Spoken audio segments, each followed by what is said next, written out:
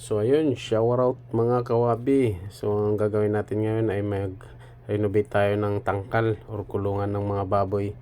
So ayan, kailangan natin tanggalin muna tong mga kalat. So ayan, special shower out nga pala sa iyo, Do Edgar Habunga. Ayan, shower out sa iyo. So itong gagawin namin ngayon, kailangan namin tanggalin yung mga basura kasi luma na. So bibilhan ko to ng 3 biik para puhon. Mayroong kunting pagkakitaan.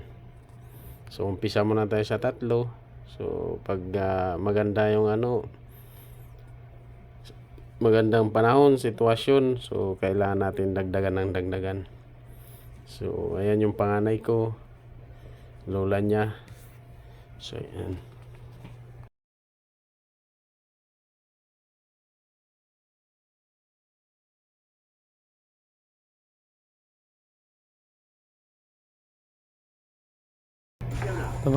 So ayan naman si Boy Negro, si alias Boy Tigas. Ayan, pinatulong ko na rin yung pangalawa ko. Tulungan na rin yung kuya niya para mabilis. Buwara ko gano'n.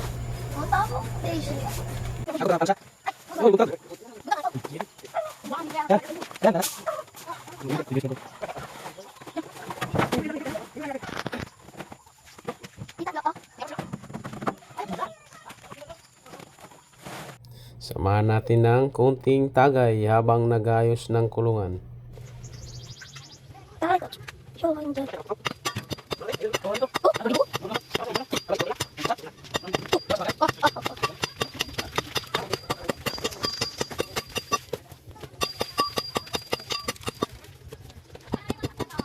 Dira ko muna ito video. Welcome for today's video. Mga buko. Tubig ko.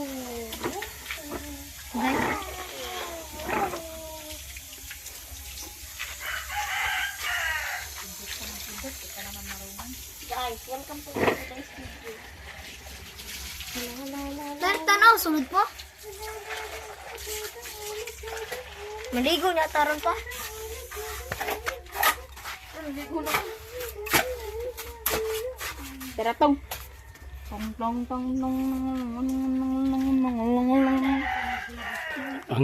butang dia ang alagaan si Ace, kaya Aaron og siya. Tulo. So ayan mga kawabi, natapos na. Ayan na yung kulungan natin ng mga biik. So lalagyan na natin ngayon. Saktong-sakto bibili na tayo. So ayan na yung 3 biik, murag daga. Liliit mga 3 weeks pa siguro yan. So ayan na, lumaki na hanggang sa ito na. So ayan, alright. So diba mga kawabi, napakadali lang pag ginusto. Maraming paraan talaga. So umpisa pa tayo dito sa 3. So pohon, gagawin na natin tong 5 or more than. So ayan, shower out sa inyo lahat. Salamat and God bless. Ingat po tayo lagi. Ingat po tayo lahat kung saan man tayo naroon. O diba, ang sarap, laki na.